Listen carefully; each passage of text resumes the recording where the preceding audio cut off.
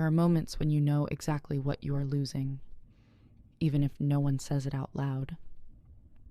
For me, that moment was when I stood watching my mother lowered into the grave while the woman standing next to my father smiled. Softly, but I saw it clearly. People often say that losing your mother means losing half the world. I lost more than that. I lost my home. I lost the right to remember. I lost my place in the story my mother had once woven for me with her hands and her heart. And then one day I saw her, Nicole, burn my mother's will right before my eyes. No one intervened. No one spoke. No one defended me. Not even my father. He only stood still. I once thought I would remain silent forever. But my mother, the woman they tried to erase from every picture, every room, she had prepared something they could never burn. A black envelope, a small key, and a truth powerful enough to bring every lie crashing down. This is the story of how I reclaimed my name, my mother's legacy, and above all, the voice of women who were once forced into silence. Chapter 1, the black envelope on the cold wooden table. I watched my mother's will burn right before my eyes. Not by accident, not because someone didn't understand its value, but by a deliberate hand, cold, unflinching. I was 19, just finishing my first year of university when I returned home after an urgent call from my father. My mother, the only woman who had ever looked at me with tenderness, even when I was wrong, had passed away after a sudden stroke. Everything happened so quickly that I never got the chance to call her back the day before. I kept rereading the draft message I hadn't sent, until the letters blurred from the tears. The funeral was quiet, solemn, and unfamiliar. My mother had been a hand-weaving artisan, and she had friends everywhere, middle-aged women, former students, even old neighbors who once asked her to mend their wedding dresses. But most of them weren't invited. Instead, there appeared a woman I never imagined would step into my life, Nicole. The same woman who only a few weeks later would become my father's new wife. Nicole entered our home with a smile as thin as thread. She brought expensive, wine-polished words and eyes that seemed to have tailored themselves to every single thing she was about to claim. I had no right to object. My father, Ryan, told me I should start accepting the changes that life goes on. I stayed silent, not because I agreed, but because I knew if I spoke, they would call me an emotional child, so I obeyed, until that fateful night, when I went downstairs for a glass of water and found Nicole standing in my mother's study holding the hard copy of the will that my mother had framed. No explanation, no expression, only the faint strike of a match and fire. I froze, the flames reflected in the glass of my eyes. Nicole turned and caught me watching. She only shrugged. A will has no legal value without evidence. My father stood just behind her, silent. He said nothing, offered no protection, no defense. He simply turned away as if it wasn't the last fragment of his late wife burning into ashes. That was when I knew this family was no longer mine. I went back to my room, opened a drawer, and took out the black envelope my mother's lawyer had given me after the funeral, telling me to open it only when things become irreparable. I didn't open it. There was no rush. I just placed it on the wooden table in the living room, the exact spot where my mother used to leave her lavender bouquet every morning. Then I looked straight at Nicole. I don't need anyone to believe me. I just need time. Chapter 2. My house, but no longer. A place for me. In the days that followed, I lived like a shadow inside my own home. The house that once smelled of my mother's waffles, filled with gentle light, and the fabric books she had sewn for me since childhood. Now it was cold, spotless, and eerily quiet. Nicole began with the smallest things. She replaced the tablecloths with glossy satin, cleared away all the craft books, weaving magazines, and even the photo albums my mother had kept in the living room. When I quietly put them back, she said in a syrupy tone, "This house needs an update. Your mother wouldn't mind if you truly wanted to grow up." I didn't respond, partly because I was in pain, partly because I didn't want to lose my composure in front of someone like her. Then it was my room's turn. One evening after class, I came home to find all my belongings pushed into a corner. New cream-colored bedding, an Italian-style bedside lamp, and a perfume shelf I had never bought stood in their place. Nicole walked in, smiling lightly. "You're a grown woman now. Your room should reflect that." I asked directly, "Where are my things?" She blinked. "You mean those torn pillows and those self-painted pictures?" "Oh, they didn't quite fit anymore. I searched the whole house. Nothing. The first drawing I gave my mother back in 6th grade. The pillow she had sewn by hand during the long fever I suffered in 9th grade. The wooden box where she used to hide chocolate for me before every exam. All of it was gone. I didn't dare ask my father. In truth, I had stopped calling him father in my heart the day he stood still while the flames devoured the will.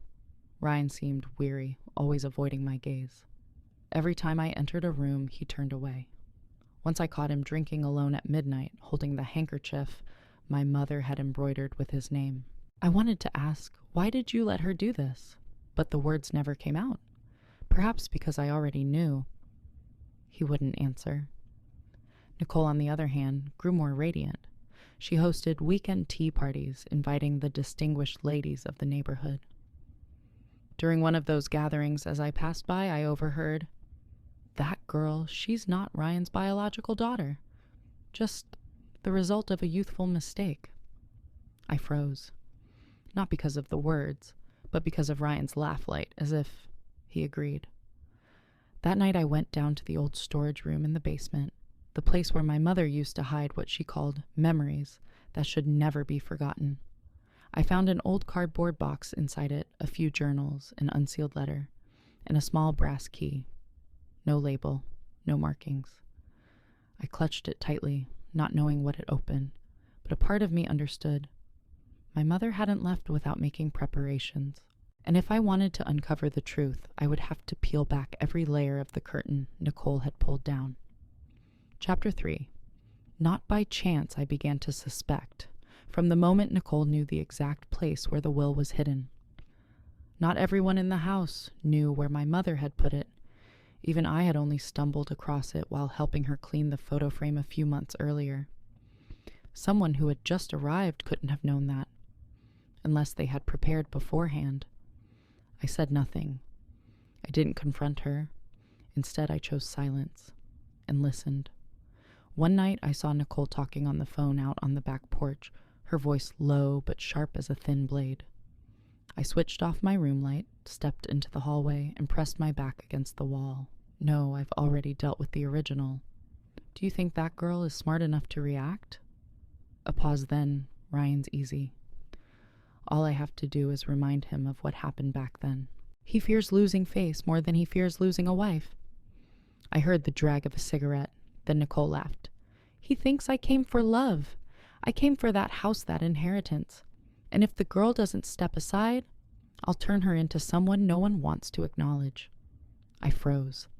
Every word echoed in my head as if she weren't just talking about my mother, but about me. I went back into my room, shutting the door tightly. The small key my mother had left behind was still in the nightstand drawer. That night I took out the oldest journal from the box in the basement. The pages had yellowed, the ink slightly smudged, but my mother's handwriting remained steady, meticulous, as if she had known one day I would need to read it to survive. Today Nicole came to the house. She said she was an old friend of Ryan's, but the way she looked at me made my skin crawl.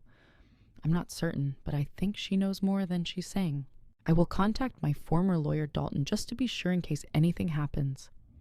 I flipped faster, my heart pounding. Tonight I overheard Nicole on the phone talking about a private fund and changing the heir. I cannot stay silent any longer. The last page of that journal bore only one line. If my daughter is reading this, it means I am no longer here to tell her Nicole is not someone who came after. She was part of a plan all along. I put the journal down. I understood now. It wasn't only about the grief of losing my mother. It wasn't only about the invasion of a stranger. Nicole hadn't come to live with us. She had come to erase everything my mother left behind, including me. And if my mother believed that one day I would find this, then I would not let her down. Tomorrow, I would go see the man named Dalton. Chapter 4, The Message, left before disappearing. I found Mr. Dalton's business card inside one of my mother's old books, a notebook on herbs and natural dyes that she had cherished. It was tucked between 2 pages, as if she had deliberately placed it there for me to discover. He had already retired. The law office remained only as an old wooden sign paint worn by time. But when I pressed the bell, the door opened slowly.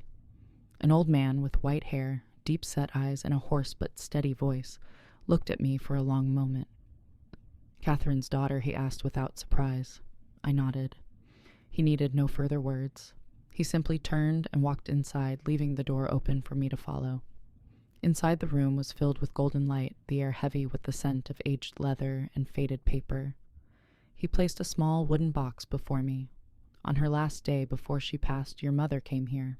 She didn't say much, only that, if Amelia ever arrived, I was to hand this over, and keep it sealed until then." I opened the lid. Inside was a black envelope identical to the one I kept at home, but this one was sealed with red wax stamped with the lavender blossom, the emblem my mother had embroidered on every handkerchief she had ever made for me. Alongside it lay a small USB drive and a slip of paper with the name Alternate Asset Guardian Matthew Chin. I looked at Mr. Dalton. "Who is Matthew, your biological father?" He replied, his voice soft as the wind. For a few seconds I couldn't breathe. "But, Ryan." "Was not the one on the original birth certificate," Dalton interrupted. "Catherine kept it hidden to preserve the family's peace. But when Nicole appeared, she knew silence would no longer protect you." I sat in stillness. Inside me a storm raged, questions of identity, of truth, of betrayal, all rising at once.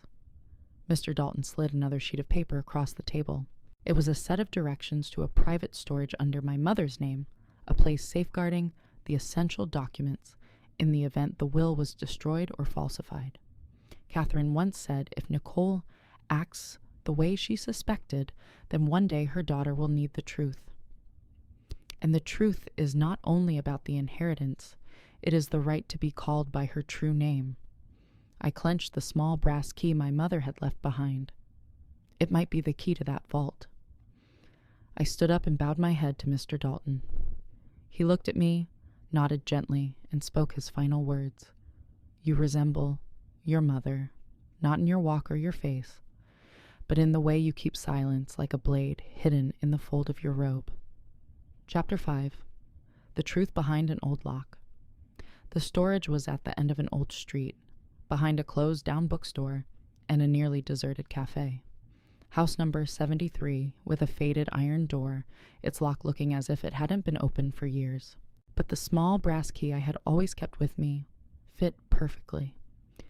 Inside was the smell of dampness and dust, yet amid the dim air, everything was arranged with chilling precision.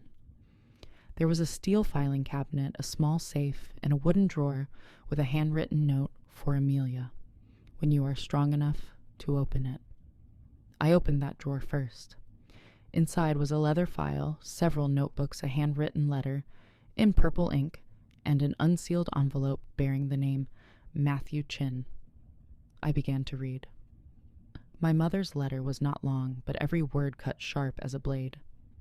"Amelia, if you are reading this, it means I am no longer there to shield you. But I was never silent. I was only waiting for the right moment when you were strong enough to hold on to what is rightfully yours. Nicole was never someone who came after. She appeared when you were still a child under another name in a property dispute I once witnessed. I hired someone to track her to record every sign, but the law then did not stand on my side. So I chose to prepare in silence. I turned to the leather file. Inside were the original birth certificate, father listed as Matthew Chin, hand-signed. DNA certificate between me and Matthew, 99.97%. A separate will legally notarize activated if the official will was ever destroyed. A copy of the trust fund contract with the legal guardian, named as Matthew himself. My mother had never allowed Nicole to destroy everything. She had only let her believe she had succeeded. In the safe was a hard drive. I plugged it into the old computer my mother had left in the storage.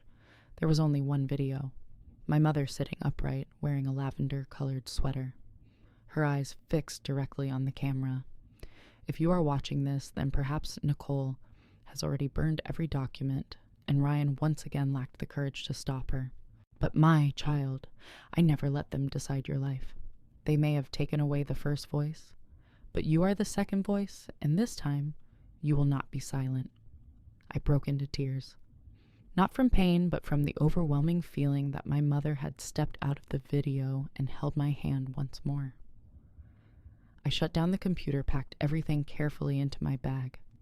In my hands now was not just evidence, but a map leading to justice. And I knew to reach the end of that map, I needed to find the man whose name was on the letter, Matthew Chin. Chapter 6, When Silence Has Its Own Lawyer. Matthew Chin lived 2 hours' drive away in a wooden house overlooking a lake. I arrived on a cloudy afternoon. My heart pounded with every step up the wooden stairs.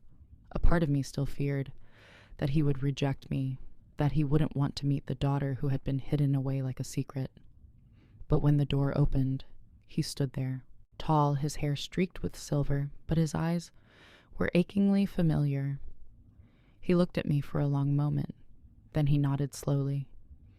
"You look like your mother." "Very much." No further explanation was needed. I didn't ask, "Why did you leave back then?" And he didn't ask, "Why did you only come now?" Instead, we sat at an old wooden table, and I opened the leather bag my mother had left behind. One by one, I laid out the documents, the evidence, the DNA report, the video, and the supplementary will. Matthew read each line, his eyes steady, his voice dropping low. Catherine prepared everything. Even a lawyer, he said, then pulled out a business card, Elliot Wren, special inheritance attorney. "I followed your mother's instructions, transferring the trust fund records into an automatic activation once you came of age. But one final step remains, presenting the evidence at the inheritance meeting Nicole has staged." I nodded. I knew exactly what Nicole intended. She was preparing a new will, forged with my mother's signature, stating that everything was left to the current spouse, Ryan. Ryan would naively sign, then hand it all over to Nicole. And after that, I would have nothing left, not even my name. "How much time do we have?" I asked. Matthew replied without hesitation. 3 days. 3 days to arrange everything, submit the original ownership documents, file evidence of forged signatures, activate the trust fund, request an anonymous legal investigation into inheritance misappropriation. Attorney Wren was formidable. He didn't speak much, but every time he picked up a document, my mother had left his eyes lit up as if he were holding the blueprint of a flawless counterattack. I no longer had only a letter. I had a team, a strategy, and a part of me began to feel at peace. Not because I would win, but because for the first time I was no longer the only one fighting. When I left Matthew's house that day, he handed me a black folder. Inside was a legal copy of a temporary order to block asset transfers already submitted to the civil court. And he looked at me, then said, 2 days from now, Nicole will hold the asset declaration. Let her declare, because after that we will reveal the truth." I nodded. And in my mind, my mother's voice echoed like a song I had heard so many times. It had become second nature. No need to shout, only the right timing. Chapter 7, The Black Envelope, is opened.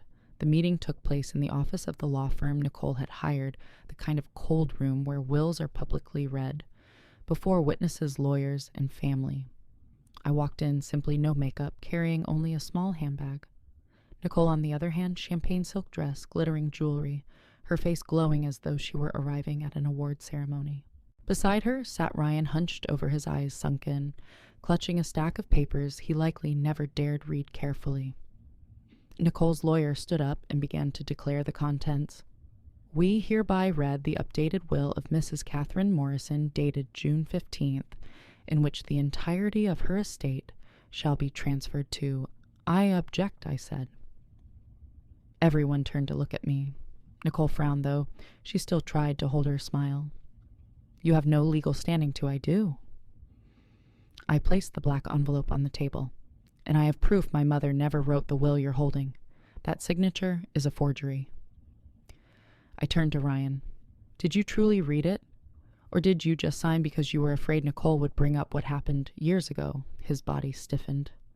Nicole's face went pale. At that moment, Attorney Wren entered calm and steady. Ladies and gentlemen, I represent the sole legal heir of Mrs. Catherine Morrison, Miss Amelia Chin, her biological daughter confirmed by original records and DNA tests. He laid another order on the table, a civil court injunction halting asset transfers. Activation of the Catherine Morrison Foundation Trust, a county-level investigation request into inheritance fraud. Nicole shot up from her seat. This is fraud. She's illegitimate. She has no right. I do, I answered without raising my voice. My mother left everything, including the evidence, so that today I don't have to beg anyone to recognize me as her daughter. Nicole's lawyer snatched up the stack of documents, flipping through, page by page, his expression shifting from confusion to fear. I turned to Nicole. You once said, without the will, inheritance rights don't exist. You were right. But my mother didn't have only one will. She had a lawyer duplicates a protective trust. And now so do I. Ryan tried to speak, but I cut him off. You don't need to say anything. Silence for too long leaves no room for explanations. Nicole screamed and lunged at me, but the two security guards Attorney Wren had arranged beforehand stepped in and restrained her. She was escorted out of the room, her heels clattering wildly against the stone floor. I didn't smile. I didn't need to. Because I knew my mother had won, and I was the one to voice that victory in my own words. Chapter 8. I didn't just take back my name. I took back my voice. After that meeting, everything unfolded swiftly and precisely, just as my mother had arranged long before. The court froze all assets under Ryan and Nicole's names, pending investigation for fraud.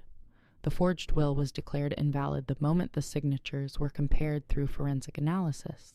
The trust fund my mother had established was officially activated, and I, as the sole heir, under the original records, took possession of everything, including the house they once tried to erase me from. Nicole fled the city carrying her disgrace and an impending sentence hanging over her head. Ryan. He hadn't fought for me when I needed him most, and now I needed nothing from him. I wasn't angry, there was simply nothing left to hold on to. I didn't return to the old house. Instead, I visited my mother's storage one last time, taking the boxes of memories, her journals, and her final letter. I moved into my own apartment, a place I could design on my own terms, where no one erased my paintings, no one changed my bed sheets, and no one dared discard my past in the name of growing up. But I didn't stop there. I used part of my mother's inheritance to establish a foundation in her name, the Catherine Morrison Foundation, a place providing legal aid to women stripped of their inheritance, silenced or rewritten out of their own lives by others. I didn't want victory only for myself. I wanted to create a place where, if anyone else like me, lonely, dismissed, manipulated, ever found themselves lost, they would know there is still a door open. There is still someone who believes in them. I saw Matthew many times after that, not as a distant father trying to make amends, but as two people who understood we were both the hidden pieces in the story of a woman named Catherine. And now together we were writing the true ending. On the anniversary of my mother's death, I returned to the hill where she used to plant lavender. I laid a bouquet on the stone altar, placed her old journal beside it, and whispered, "I kept your promise, Mother. They could not take your voice away because now I am that voice." I didn't scream. I didn't smash anything apart. I didn't write angry words on social media or demand justice through tears. I simply opened a door my mother had left behind. I simply read the lines she had written when everyone else tried to burn them away. I didn't win by luck. I won because I chose not to be a victim ever again. Nicole now has nothing. No reputation, no assets, No one believes her anymore. As for me, I have an entire future being rewritten in my own true voice. And if you are watching this video and see yourself in me shut out of your family, denied the truth, denied justice, then remember this. Sometimes you don't need to scream to reclaim your place. You only need to stand firm and open the right envelope.